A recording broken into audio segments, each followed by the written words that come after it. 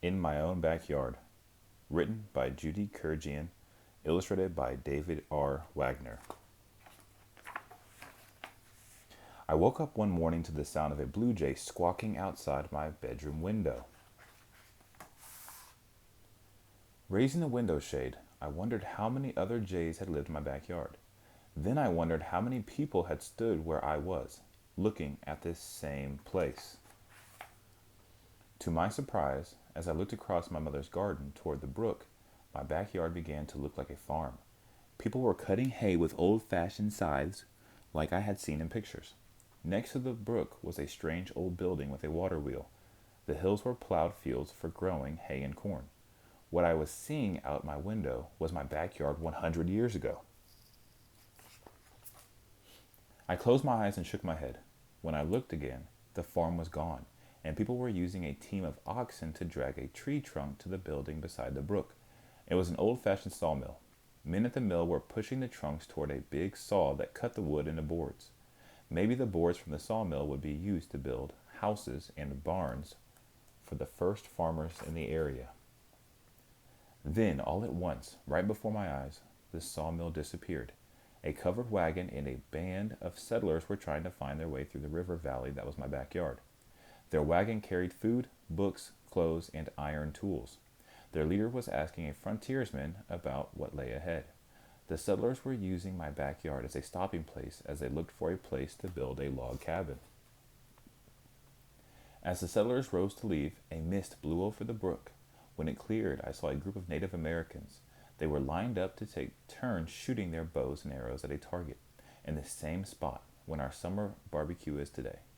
A woman was cooking meat that sizzled over the fire. Newly picked corn, squash, acorns, and berries made me think that this must be a harvest celebration before the first settlers came to Europe. Snow began to fall, as if it were winter. Through the swirling blizzard, I sensed that time was moving backward very quickly. 1,000 years, 10,000 years, back to a time when great ice sheets moved down from the north and covered the land. When the snow let up, my backyard was covered with blue, white ice, a mile thick at its highest peak. The only sound was of the ice creaking and scraping the rocks and frozen land as the ice moved forward with a mighty weight. Then, in a blink of an eye, the ice was gone. People wearing animal skins were trying to drive away an animal that looked like a big, furry elephant. I saw a frightened family crouching near the fire. They were holding tools made of stone. I could see paintings on a flat rock wall of the shelter where they slept. Then the animal and people ran away, and it looked much warmer in my backyard. Tall grasses and giant trees grew in a land of wild beauty, a land where no person had ever walked. The animals did not look quite like ones I had seen at the zoo. As they came to the brook to drink, I understood that this valley belonged to these creatures. They looked like distant relatives of camels, giraffes, hippos, monkeys, and other animals that no longer live anywhere near my backyard. I watched as once again the years slipped away. Now, the trees looked like palms and ferns, and my backyard was swampy and hot. Huge dinosaurs lived in my backyard, eating tropical plants in the morning haze. They looked like an Apatosaurus family. Fantastic birds flew across the sky, which was strangely bright. A baby stegosaurus grazed right in front of my window. My wildest dreams were nothing compared to my backyard millions of years ago. Now, strange, huge trees appeared, and the smell of rotting leaves filled the air. I saw animals that looked like the ancestors of lizards and centipedes. Giant dragonflies skimmed over the surface of the water in the muddy land. The trees had green trunks, but I could not see very far between them because the air was thick with mist. The view from my window got blurry as the water in the swamp got deeper and deeper. When the land was all underwater, a huge fish with big teeth swam by, chasing two sharks. Around the coral and seaweed, unusual fish wore hard shells.